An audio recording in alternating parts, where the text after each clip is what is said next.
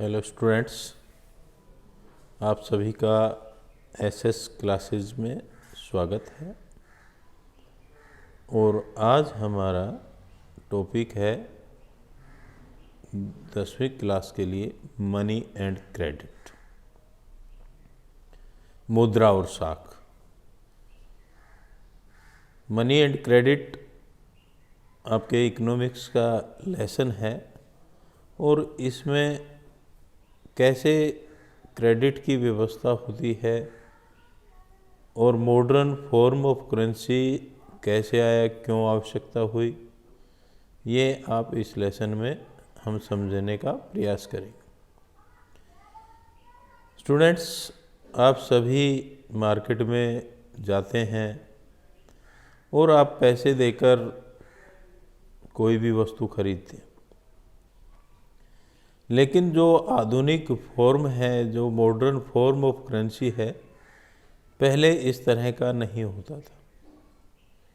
आज आप कोई भी पैसा देकर आप कोई भी वस्तु सर्विसेज आप अपनी रिक्वायरमेंट के अनुसार खरीद सकते हैं, लेकिन प्राचीन समय में इस तरह की व्यवस्था नहीं थी। और आधुनिक जो करेंसी है ये अपने इस रूप में कैसे आई, क्यों आई, और हम इन करेंसी के रूप में देकर किसी से सेवाएं या वस्तु कैसे खरीद सकते हैं, ये आप इस लेसन में समझेंगे। बेटा, मॉडर्न फॉर्म ऑफ करेंसी से पहले जो मनुष्य लेन देन करता था, व्यापार करता था, वो वस्तु के एक्सचेंज होता था, गुड्स का एक्सचेंज होता था, करेंसी नहीं होती थी। वस्तु के बदले में वस्तु ली जाती थी। कैसे? जैसे किसी ने सब्जी लेनी है तो अनाज के बदले में ले लेता।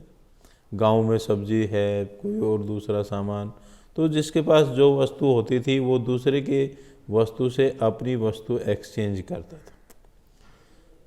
इसको हम बार्टर सिस्टम कहते थे। Barter system, the system of exchanging goods is known as the barter system.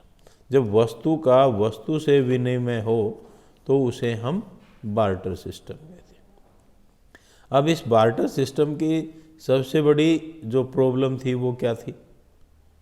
Double coincident of wants.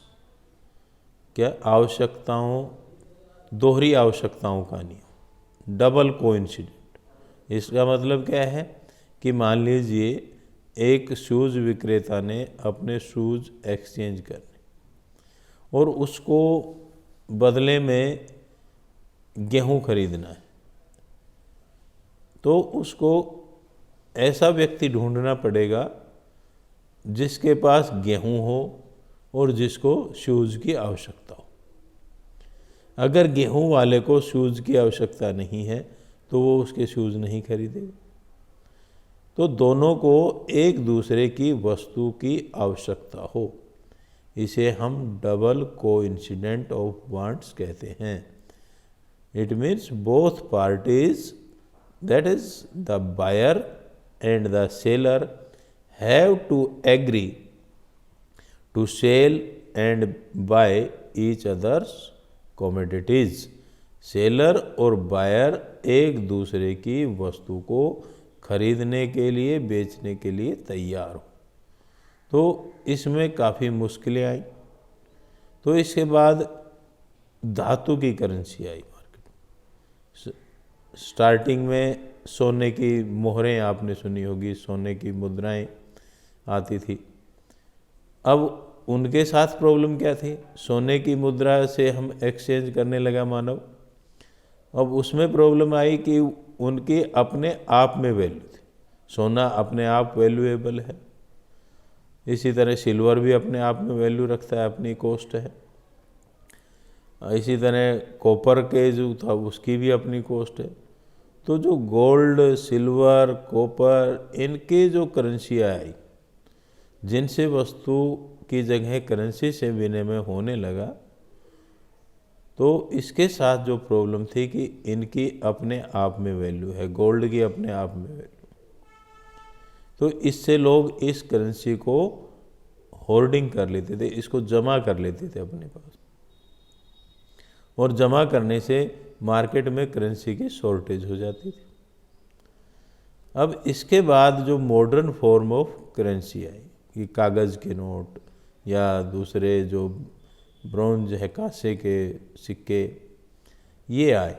अब इस करेंसी का क्या है, अपने आप में कोई वैल्यू नहीं।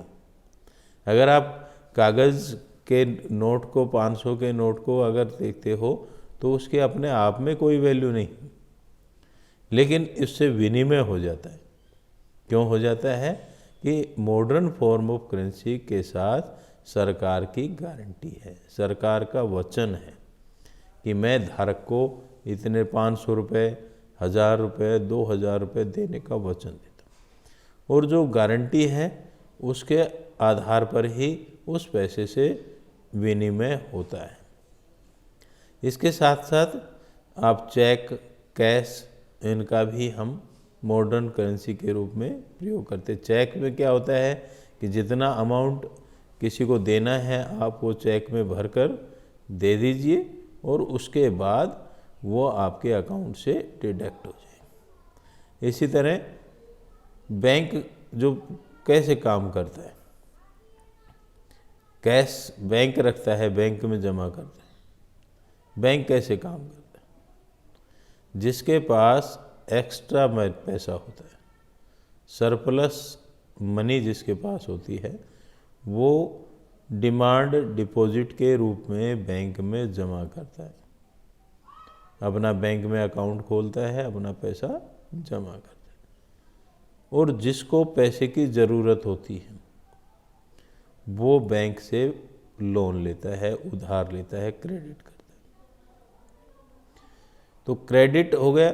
अब बैंक क्या करता है, जिनका जमा होता है उनको ब्याज कम देता है, और जो लोन लेते हैं उनसे ब्याज ज़्यादा लेता है। दोनों का जो डिफरेंस होता है वो बैंक की इनकम होती है, और उससे बैंक अपना कामकाज चलाता है, बैंक अपना कार्य करता है। बैंक सारा पैसा लोन के रूप में नहीं बांटता। उस रिजर्व बैंक के आदेश, उसकी गाइडलाइन के अकॉर्डिंगली कुछ उसको कैश रिजर्व रखना होता है, जिसे कैश रिजर्व रेशो कहते हैं। उसको क्यों रखना पड़ता है कि जो डेली यूजेज में जो पैसा निकालने आता है ग्राहक, जिसके पैसे जमा हैं, वो उनको क्रेडिट कर सके, उनका पैसा दे सके। तो सारा पैसा वो नहीं देता। अब क्रेडिट का मतलब क्या है कि किसी भी आपको पैसा ज़रूरत होती है, कहाँ से, आपको कोई भी व्यापार करना है, बिजनेस करना है, तो आपको लोन, पैसे की ज़रूरत होगी। मान लीजिए दिवाली पे एक शू मेकर को ऑर्डर मिलता है कि भाई आपने 1000 जोड़ी जूते बनाने। अब उसको क्रेडिट कहाँ से मिलेगा? 2 जगह से वो क्रेडिट कर सकता है। एक तो वो जहाँ से रॉ मटेरियल लेता है जूते के लिए, और दूसरा जिससे उसको ऑर्डर देना है, जिसके लिए वो सामान बना, तो उनसे एडवांस ले सकता है। ठीक है, तो एडवांस के रूप में उसका क्रेडिट आ गया, पैसा आ गया, और उसने उधार सामान ले लिया। तो जब उसका ऑर्डर पूरा हो जाता है तो एडवांस जो पैसा उससे बकाया आ जाता है, और वो जिससे लेता है उसको वो दे देता है। इसको हम क्रेडिट कहते हैं। तो जहाँ ज़्यादा रिस्क नहीं होता वहाँ क्रेडिट लाभदायक होता है, लेकिन जहाँ हाई रिस्क होता है, जैसे खेती में कोई क्रेडिट कर ले, कोई ले लेता है लोन, और फसल खराब हो जाती है तो उसको रीपे करने में प्रॉब्लम आती है, और इससे उस अगले साल उसको फिर पैसा चाहिए, और ज़्यादा फसल नहीं होती तो उस पर क्रेडिट लोन का ब्याज बढ़ता जाता है, जिससे उसको ज़मीन अपनी बेचनी पड़ती है। ठीक है, इसको ऋण लोन ट्रैप कहते हैं, क्रेडिट ट्रैप कहते हैं, जिसको मनुष्य उससे भी खराब स्थिति में पहुंच जाता है। तो credit means students, it refers to an agreement to which the lender supplies the borrower with money, goods or services in return for the promise of future repayment। अर्थात फ्यूचर में वो रीपेमेंट के साथ वो पैसा वापस कर देता है। अब क्रेडिट के भी हमारे देश में दो सेक्टर, एक फॉर्मल सेक्टर और एक इनफॉर्मल सेक्टर। फॉर्मल सेक्टर में कौन से आते हैं, जैसे आपका बैंक है, कोऑपरेटिव सोसाइटीज़ हैं, ये क्या है, फॉर्मल सेक्टर ऑफ क्रेडिट, जो सरकार की तरफ से लेन देन करने के लिए जिनको अधिकृत किया गया, ऑथराइज। इनका क्या फ़ायदा है, इनमें जो लोन लेता है, जो क्रेडिट करता है, उसका रेट ऑफ इंटरेस्ट कम होता है और ये अपनी शर्तों के अनुसार जो शर्त होती है उसके आधार पर लोन देते हैं। इसके साथ साथ इनको कोलेट्रल की आवश्यकता होती है। कोलेट्रल क्या होता है, जो लोन देते समय बैंक गारंटी के रूप में लेता है उसको हम कोलेट्रल कहते हैं।